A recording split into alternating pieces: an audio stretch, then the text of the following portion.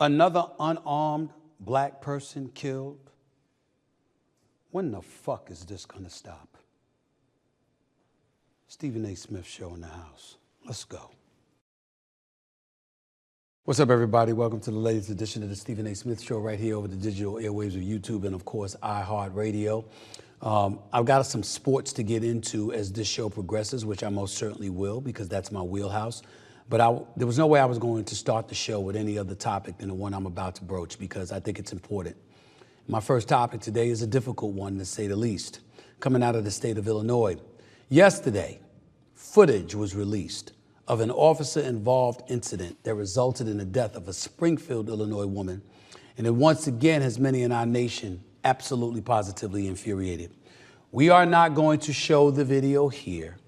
If you have not seen it, trust me when I tell you, it is graphic and incredibly disturbing.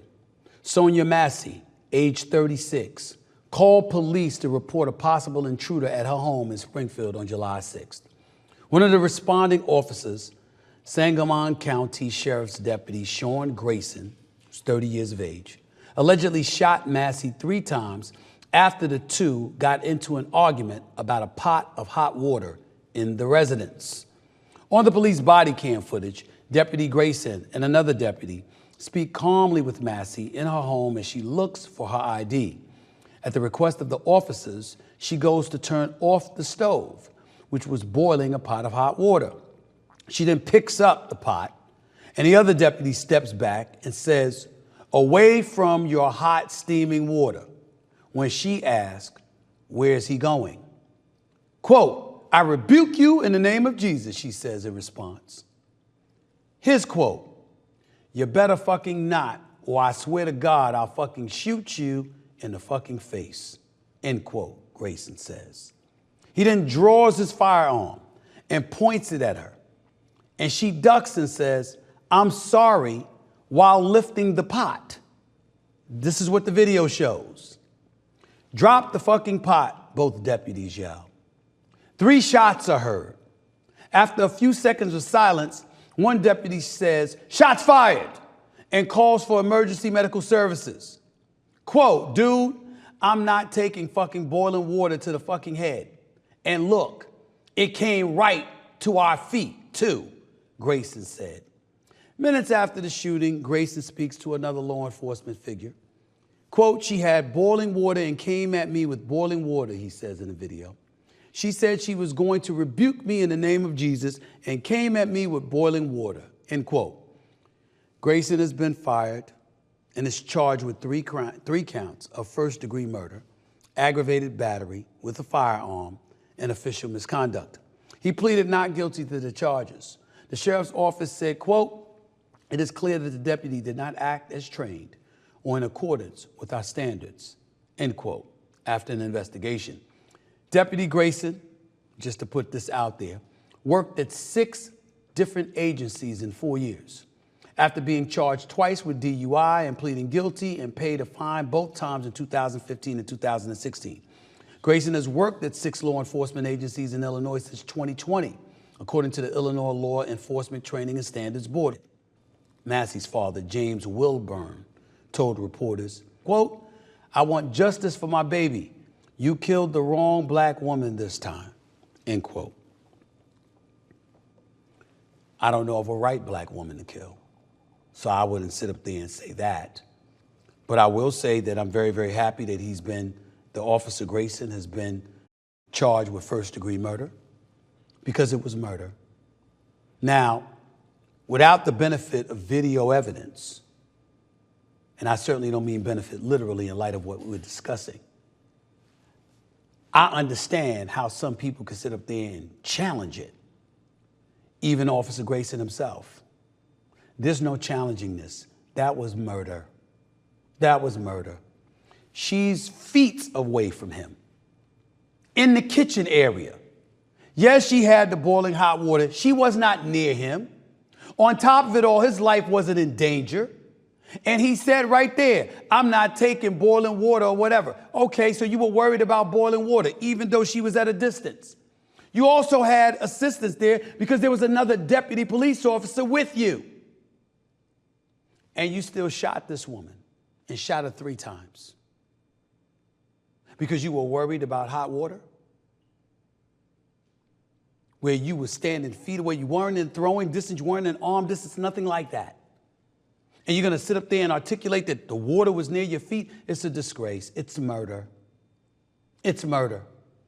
And once again, we find ourselves with this very disturbing subject to tackle. Breonna Taylor, okay? You got to think Philando Castile, Freddie Gray. I could go on with a bunch of other names. How about Tyree Nichols in Memphis? I can go with a bunch of stuff right there. But you know something? Here's what it comes down to. And it's according to the Washington Post article on Fatal Force. Although half of the folks shot and killed by police are white, Black Americans are shot at a disproportionate rate. No surprise there. We account for roughly 14% of the U.S. population. Yet we're killed by police at more than twice the rate of white Americans. Hispanic Americans are also killed by police at a disproportionate rate. Also, according to the Washington Post database of deadly police shootings, Black women are far more likely to be killed by police than other women. So it's not a gender thing, it's a black thing. In this day and age, with the kind of behavior that we've seen, where we're literally still lamenting an assassination attempt on a former president of the United States by a 20-year-old white kid, somehow, some way, anytime it comes to black folks, for some reason, the inexplicable happens. The inexplicable happens. This cop should be thrown under the damn jail. First-degree murder is more than appropriate. Put his ass in jail and let the fellas deal with him in whatever way they see fit. This is a disgrace. And a 36-year-old woman is dead.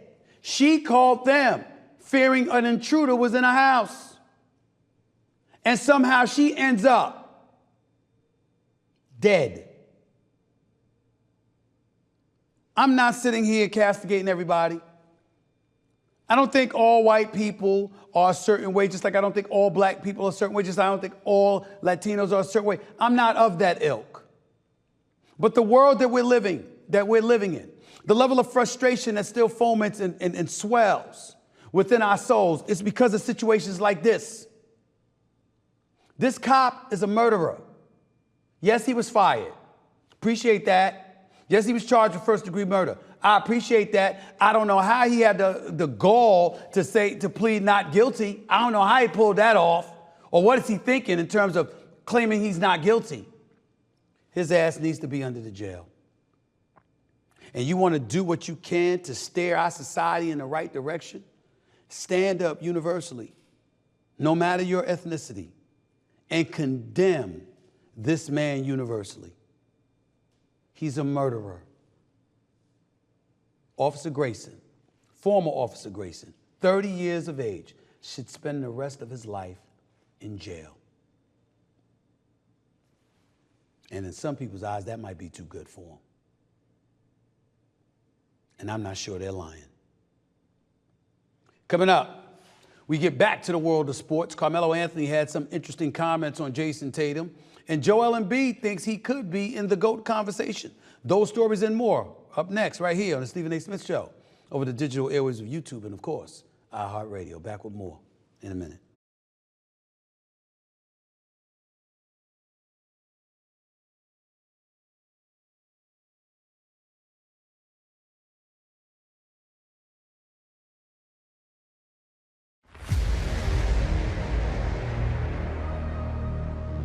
Okay, everybody, you know what time it is. It's time for Stephen A.'s Winning Picks. If you haven't heard by now, I've teamed up with PrizePicks to bring you my favorite picks for every big-time game or sporting event. PrizePicks is a skill-based, real money daily fantasy sports game where you select 2, 3, or even up to 6 players and then predict if they'll have more or less than their projected stats for the game. It's not only a great way to earn some big-time money, but incredibly easy to play and takes just 60 seconds to make your picks, all right? PrizePicks has something for every sports fan, from the WNBA and MLB to League of Legends and everything in between. You can pick Freddie Freeman, Juan Soto, Tyreek Hill, or even Coco Gauff, and then sit back and watch. And if you go to PrizePicks.com and use promo code SAS, receive a 100% deposit bonus up to $100. You heard me. Go to PrizePicks.com, type in my initials SAS to get a first-time deposit match up to $100, all right? Pick more, pick less. It's really, really that easy, all right? Now let's look at my winning picks for the day. Tyler Fitzgerald, that's what I'm thinking about right now. More or less than 1.5 hits, runs, RBIs. In case you missed it, Fitzgerald has hit a home run in 5 straight games. First Giant since Barry Bonds in 2004 to do that, by the way. But I only have this option, so this is why it's not just home run for him. I'm going with more. Okay, no question about it. Tyler Fitzgerald, more. Next up on the list, Shohei Ohtani, more or less than 0.5 hits. He is Ohtani. The man is a monster. He's something incredible, okay? All right? When you think Godzilla and King Kong and all of that other stuff that everybody brings into the equation for the movies and all the old-time movies and stuff like that, you know what? That's not him. He's a human being, a beautiful human being, by the way, a beautiful baseball player, a beautiful pitcher, and a beautiful hitter. The modern-day Babe Ruth, one could easily say. That's who Shohei Ohtani is. I'm going with more. Next up on the list, please, give it to me. Tyler Glasnow, more or less than 6.5 strikeouts. It is the Dodgers. They are going against San Francisco. They get up for those games. I'm going to assume he's going to do the same. I'm going with more for him. And last but not least, Freddie Freeman, more or less than 0.5 RBI. Same situation. Freddie can ball. We all know this. Champion with the Atlanta Braves years ago, knows what he's doing on the Los Angeles Dodgers, okay? He's doing his thing right now. Again, they're going against San Francisco. He gets up for this. I think it's going to be more with him as well. So let's go back and revisit all 4 of my picks, okay? Tyler Fitzgerald, Shohei Ohtani, Tyler Glasnow, and Freddie Freeman. More, and more. Because when it's Stephen A, baby, we always like more. Never less. Every business owner knows that the right tools can help you grow fast, but the right tools can often increase your expenses while lowering your margins. And that's why, to reduce added cost and unwanted headaches, smart businesses are graduating to NetSuite by Oracle. You see, NetSuite is the #1 cloud financial system, bringing accounting, financial management, inventory, and HR into one platform and one source of truth. With NetSuite, you reduce IT costs and cut the cost of maintaining multiple systems because you've got one unified business management suite. You improve efficiency by bringing all your major business processes into one platform, slashing manual tasks and errors. Do the math. The less your business spends on operations and multiple systems, the more margins you have and money you keep. Over 37,000 companies have already made the move, so go now and see how you'll profit with NetSuite. And by popular demand, NetSuite has extended its one-of-a-kind flexible financing program for a few more weeks. Head to netsuite.com/SAS. That's netsuite.com/SAS. netsuite.com/SAS. Welcome back to the Stephen A. Smith Show right here over the digital airwaves of YouTube and, of course, iHeartRadio. Thanks again for the love and support. Our followers and subscribers have now eclipsed 743,000.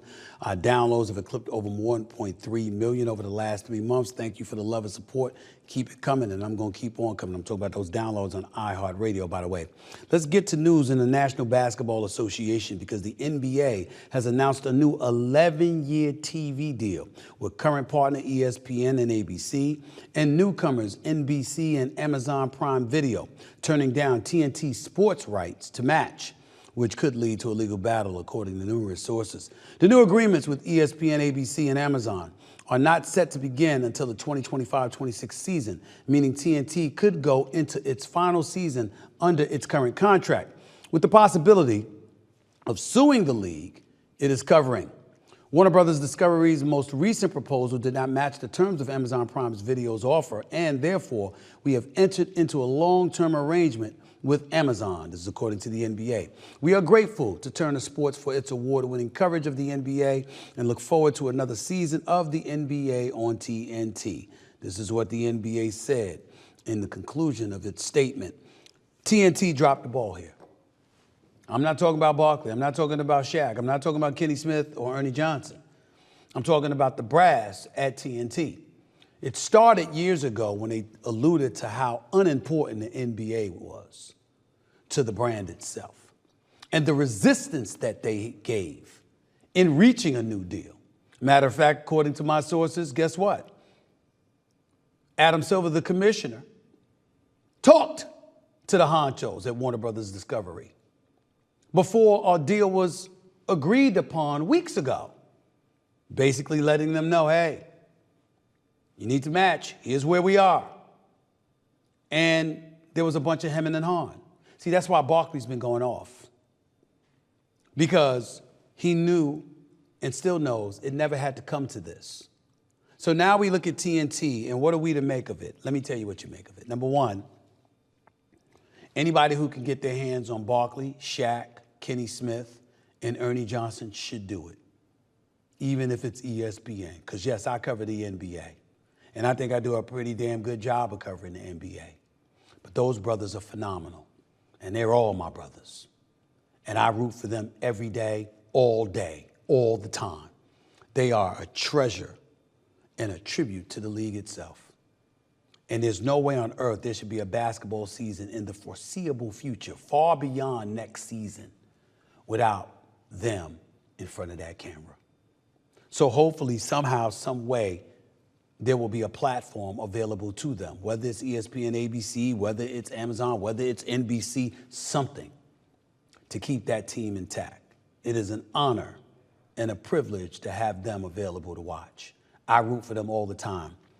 As for Turner Sports, I've always liked Turner Sports. I've always been a fan of Turner Sports. It was primarily because of them, but I'm still a fan. All I could say is that I don't know where that network goes from here. I mean, how many episodes of Law and Order can you air? I'm just trying to figure it out, along with some of your other programming. You need something live. You need something fresh. How many old movies can you air? You need something live. You need something fresh. So it's going to be real interesting to see what they do beyond next season, because there's no way they're winning this lawsuit. I can't see it. I can see a settlement happening where millions of paid production fees are picked up and all of this other stuff. I can't see them winning this and forcing and compelling the NBA to make them a part of the package now that this decision has been made. And no matter what pockets they have, it's nothing compared to the deep pockets Amazon has. So let's just get that out the way and call it what it is. The last days of TNT, the NBA on TNT, is arriving next season. Barkley, Shaq, Kenny Smith, Ernie Johnson. Hopefully, it's just the last days of the NBA on TNT, not the last days of that crew on the NBA. And is the closest one to that, though. I think it's because he's the most vocal. His aura. Yeah, like he'll tell you himself. This is what I'm trying to say. Yeah. And the reason why we put Ant there is because of his aura. Because his aura. His mentality. And you want JT to have that aura. I want if JT had that aura, it's over.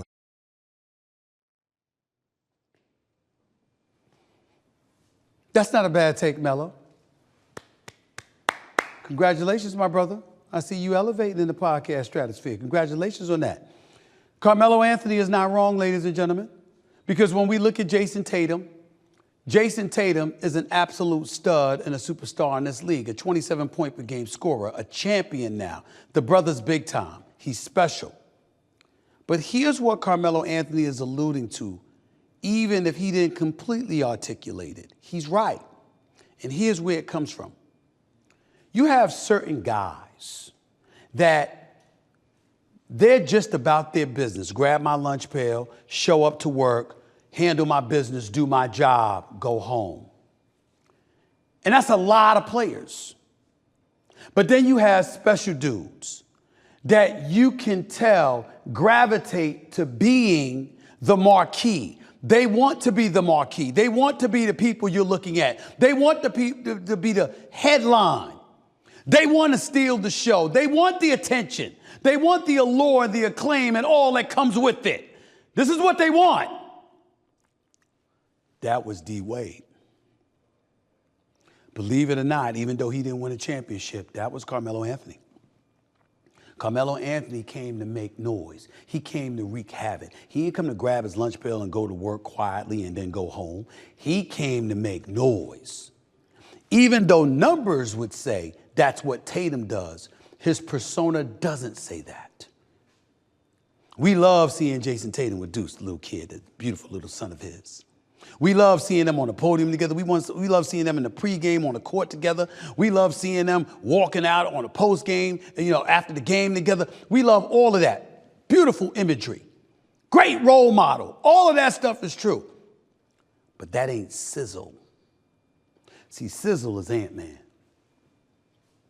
That's sizzle. Sizzle is the Kyries of the world. That's sizzle. Sizzle is Luka Doncic. That's sizzle. That's what we're talking about. That kind of attitude. We all know that Russell Westbrook hasn't had the greatest last few years. He's been good. It hasn't been great. But Russell Westbrook, when he was a superstar in this league, what are we talking about? It was sizzle.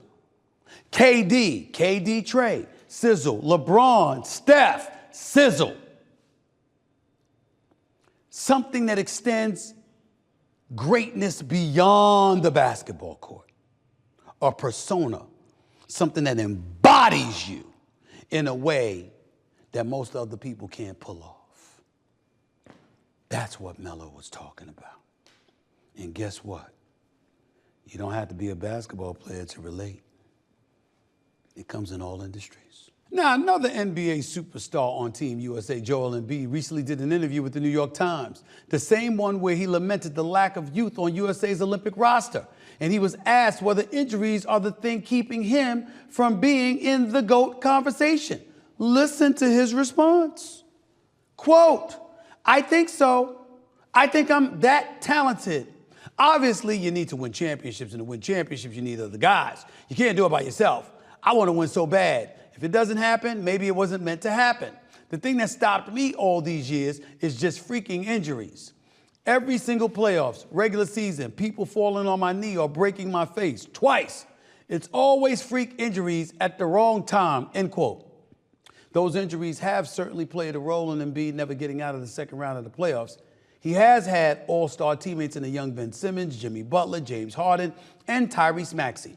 We'll see how this season goes with Paul George, but despite being an NBA MVP and two-time scoring champion, Embiid has missed 204 games in his career, the equivalent of over 2 entire NBA seasons. Let me say this, y'all. Embiid is absolutely right. Injuries have gotten in the way because that brother is something spectacular. And without injuries, I have no problem with him being in the GOAT conversation. Let me tell you something right now. That brother, with his skill set, at 7'1", back to the basket, facing the basket, the ability to put the ball on the floor, the finesse game, the power game, three-point shooting game, the list goes on and on. I'm looking at his numbers here. Do you know that Embiid has averaged over 30 over the last 3 seasons, along with 11 rebounds? By the way, not only is he shooting what he's shooting from the field, 49, 54, and 52% from the field, 53% from the field this past season. Not only is he a career 50% shooter from the field, he's also a career 34% shooter from three-point range. You usually don't see that from a center in the National Basketball Association, but that's who he is. Joel Embiid is special. Make no mistake about it. But his injuries are not the only reason he hasn't won. 2 things stand out in my mind. Second on the list would be Jimmy Butler. The Sixers should have never let him go. They should have never let him get away. Clearly, in the aftermath of things, no disrespect to my man Tobias Harris, who I've got a lot of love for, but clearly Jimmy Butler was preferred by Embiid over Tobias Harris, and the Sixers didn't want to pay them both a few years back, so they made the decision to pay Tobias Harris more than $180 million and let Jimmy Butler walk away to South Beach, Miami.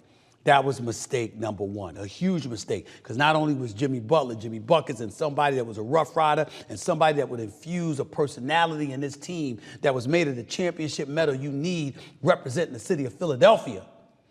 But he was also somebody that was beloved by Joel Embiid.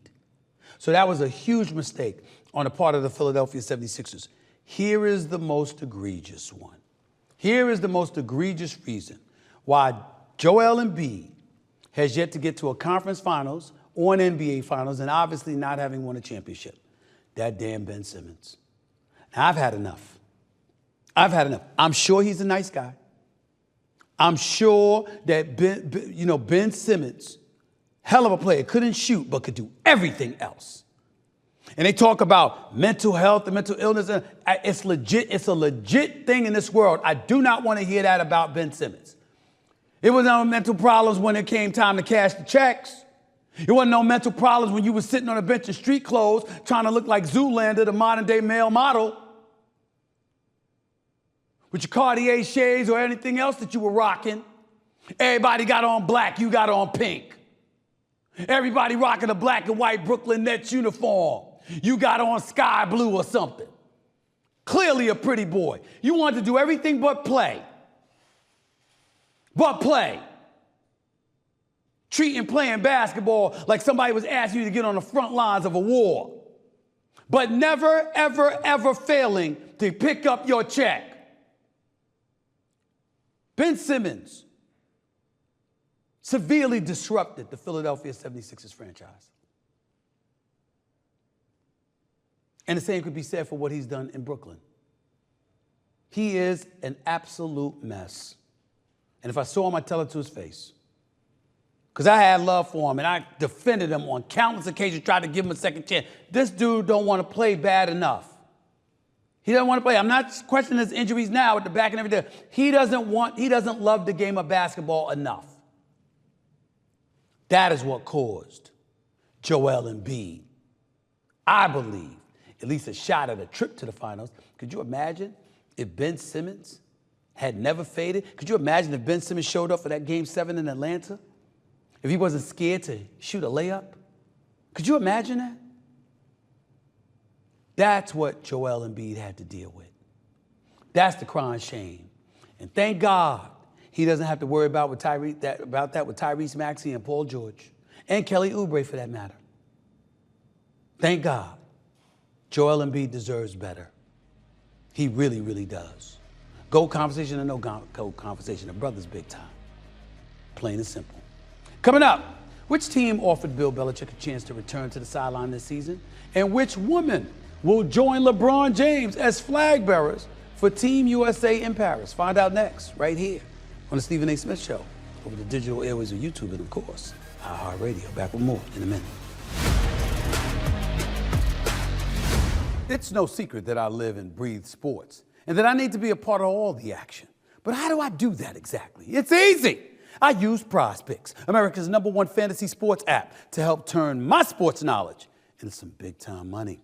In case you haven't heard, PrizePicks is a daily fantasy app where you choose 2, 3, or even up to 6 of your favorite players and then simply pick more or less on their projected in-game stats. It honestly takes less time than it does for Angel Reese to pull down a big rebound and then put it back in for the game-winning bucket.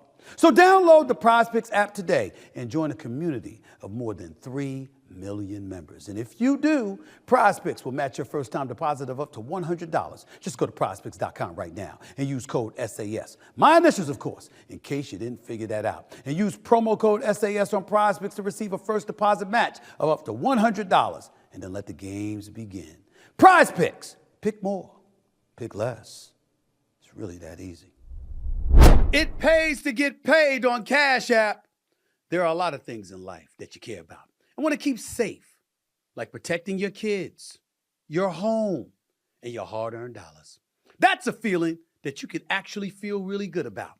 Just like you can feel good about depositing your paycheck on Cash App, knowing you have security features like card lock and transaction alerts, so you never, ever have to worry if your money is safe and or secure. And when your money is safe, you can actually rest easy. With Cash App, instead of worrying about your money, you can spend time checking things off your wish list like watching your favorite team win the championship, being pampered on a 7-day cruise, going to your class reunion, and actually looking good while doing so.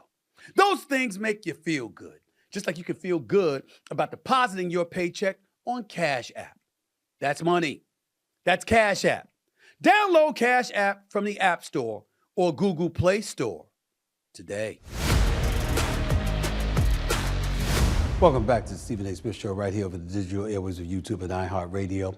It turns out Bill Belichick had at least one offer to continue his NFL career on the sideline this season. 49ers head coach Kyle Shanahan said on the TK Show podcast, hosted by the Athletic's Tim Kawakami, that he offered Belichick a spot on his San Francisco 49ers staff as defensive coordinator, but was politely turned down. Belichick, age 72 by the way, interviewed with the Falcons for their head coaching vacancy, but that job went to Raheem Morris. Now he's set to join the media covering the NFL. Shanahan says he believes Belichick will be back coaching in the NFL next season, end quote. Well, if you think he's going to be back in the NFL coaching next season, why the hell you offer him the defensive coordinator job? He's Bill Belichick. The man has won 6 Super Bowl championships as a head coach, another 2 as a defensive coordinator, if I remember correctly, 2 or 3, I think it's 2. Okay? We still waiting for you to win 1. And you're going to offer him to be your subordinate? You thought that was complimentary? You really thought that? I'm just saying, one could look at it and say Kyle Shanahan was thoughtful. Kyle Shanahan was looking out for himself, because if I got a brilliant defensive mind like Bill Belichick as my defensive coordinator who just wants to stay in it because he's 72 years of age and he doesn't want to fade away from the game, okay, boom. You can look at it that way. I'm just looking at it from the standpoint that the man has won 8 Super Bowls as a coordinator and a head coach and recently got let go. Another season hasn't even started yet, and you're offering him to come on as your subordinate, and you thought that would be a good thing. I'm kind of wondering about that. That's just me. That's just me.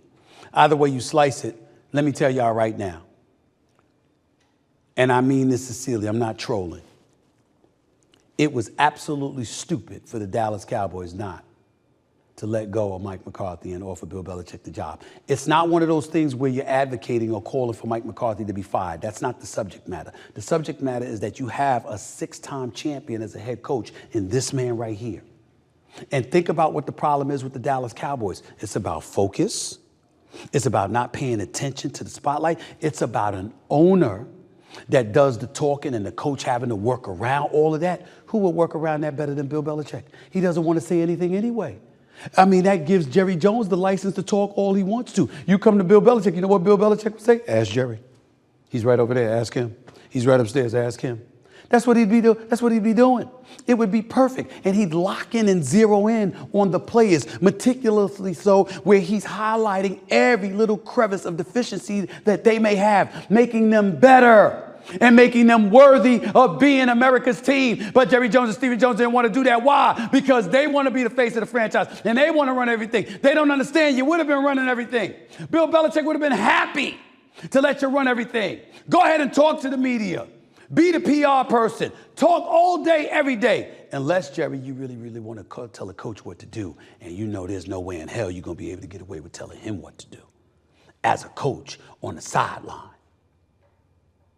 And that's what you didn't want. So you kept McCarthy, which means you must be doing it to McCarthy. I don't know. I'm just speculating. I'm just saying, how do you miss out on this? There's 2 things that the Dallas Cowboys did this year that messed up royally. They should have hired that man as the head coach, and they should have acquired Derrick Henry as your running back instead of letting him get to the Baltimore Ravens. Because if you had him, you would have had a security blanket for Dak Prescott. And that way, when January rolls around and he's getting a bit fidgety with throwing the damn football, all he got to do is hand it off to that bell cow, and you'd have been good. I'm not even an NFL executive, and I know this. Come on. Come on. Either way you slice it, this ain't no defensive coordinator anymore. It's a 6-time champion. If y'all ain't coming to him with a head coaching offer, then Bill Belichick, go ahead and do television, my man. You ain't no coordinator no more. That's a step down. That's a step down. Last but not least, moving on to the upcoming Paris Olympics, which kicks off this Friday, by the way. It was announced today that the U.S. Open tennis champion Coco Gauff will represent the United States as the female flag bearer. Gauff, who is just 20 years of age, will be the first U.S. tennis player to carry the flag. The honor comes 3 years after Gauff was forced to miss the Tokyo Olympics because she tested positive for COVID. She joins four-time NBA champion LeBron James, who is the male flag bearer. Let me put it to you this way. First of all, congratulations to Coco Gauff. She deserves it. I'm rooting for her. She's a champion now. I love it. It's a beautiful, beautiful thing. And she's been a great, great citizen and a great ambassador for the sport of tennis, and she's only going to get better. Having said all of that, let me just say this to y'all before I walk away from today's show. We started out the show showing how an unarmed black woman, age 36, was gunned down in her own home by a police officer because she had a pot of hot water in her possession several feet away from him. We look at situations like that and we recognize how black people are being looked upon. Not all the time, not even most of the time, but too many times periodically enough that it's become incredibly alarming in our society. Don't you find it amazing, however, that with stuff like that going on, the United States of America's male flag bearer and its female flag bearer are two black people, two African Americans who are elite, not just at their craft, but are elite as role models in today's generation. Don't judge a book by its cover. Or maybe in some instances, you should. And recognize the best amongst us is an assumption that is not far-fetched. There's a whole bunch of black people everywhere that are great people and great human beings. A matter of fact, the vast majority of us are. Why doesn't somebody tell that story? Until next time, ladies and gentlemen, peace and love.